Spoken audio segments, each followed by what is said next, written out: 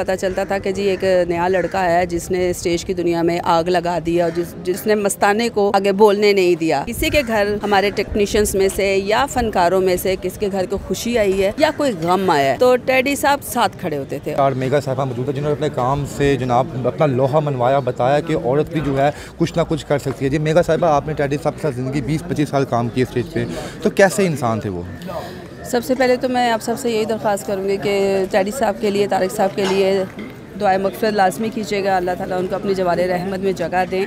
और बहुत शफ़ीक इंसान थे। एज़ एन आर्टिस्ट तो आप सब लोग उन्हें जानते हैं कि बहुत कामयाब एक टर्नओवर उन्होंने गुजारा, लेकिन वो इससे भी ज़्यादा कामयाब एक इंसान भी थे और इतने मिलनसार, शफ़ीक और लोगों से प्यार करने वाले आदमी थे कि वो लोगों के दुख में भी वैसे ही खड़े होते थे जैसे लोगों की खुशियों में खड़े होते थे। तो ऐसे बहुत कम लोग होते हैं जो एहसासमंद दिल रखते हैं। तो फ़नकार लोगों से ज़्यादा थोड़ा हसास तबीयत का मालिक होता है, तो वो बहुत ज़्यादा फ़ील करने वाले इंसान थे और प्यार करने वाले इंसान थे।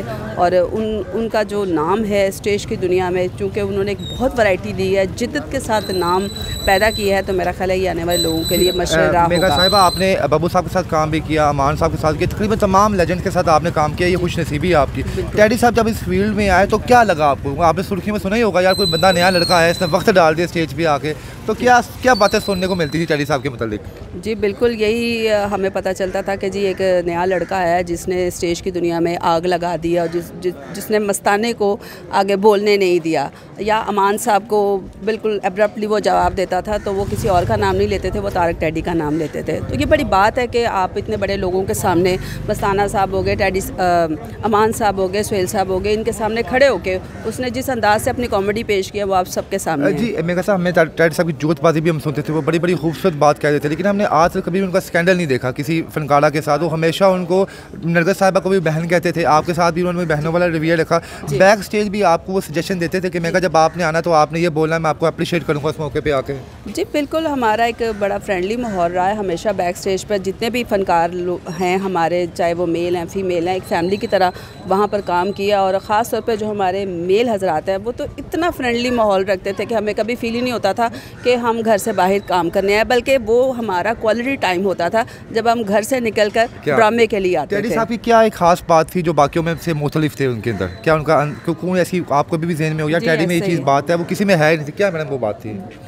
बहुत ज़्यादा मिलनसार थे और बहुत अच्छे होस्ट थे। जब भी कहीं गए सबसे पहले हमें उनकी तरफ से कुछ ना कुछ जो है वो चीज़ें आ जाती थी, चाय बोतलें, मतलब वो इतना प्यार करते थे। मैडम, हमने सुना कि बड़े वो खुले दिल के मालिक थे, जिस बंदे को फाइनेंशियल ज़रूरत होती थी चुप के उसकी मदद भी कर देते थे।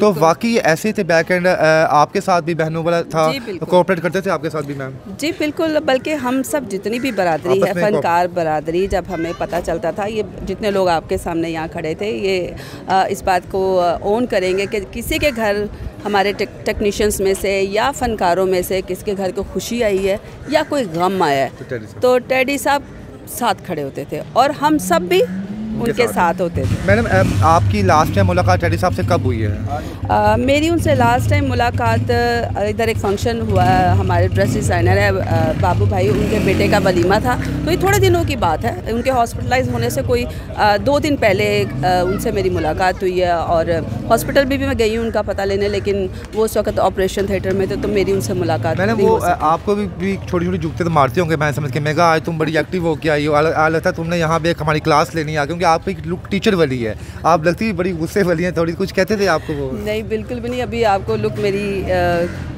टीचर वाली लग रही है, लेकिन मैं बहुत पोलाइट टीचर हूँ। तो वो भी मेरे साथ हमेशा पोलाइट ही रहे। आखिर में तारिक साहब के चाहने वालों को मैम कोई पैगाम देंगे आप? बस अब तो सिवाय दुआओं के और कुछ हम उनको दे नहीं सकते, तो आप सबसे दरख्वास्त है कि आप उनके लिए बहुत सारी दुआएं करें। और वो चले गए, हम सब ने चले जाना है, तो इसलिए आसानियाँ बांट कर जाएँ और लोगों में खुशियाँ बांट कर जाएँ, क्योंकि वो लोगों को हंसाते हंसाते यहाँ से गए। अपने बेटे से उनसे बहुत ज़्यादा प्यार था, सोनू से, मरते दम तक उनकी ज़बान पर सिर्फ सोनू सोनू ही था। तो आपसे कभी अपने बेटे की बातें डिस्कस करते थे कि मेरा सोनू मेरे लिए सब कुछ है, मेगा वही मेरी जान है? जी बिल्कुल, वो अपने बेटे के लिए बहुत ऑप्टिमिस्टिक थे और वो बहुत कुछ करना चाहते थे।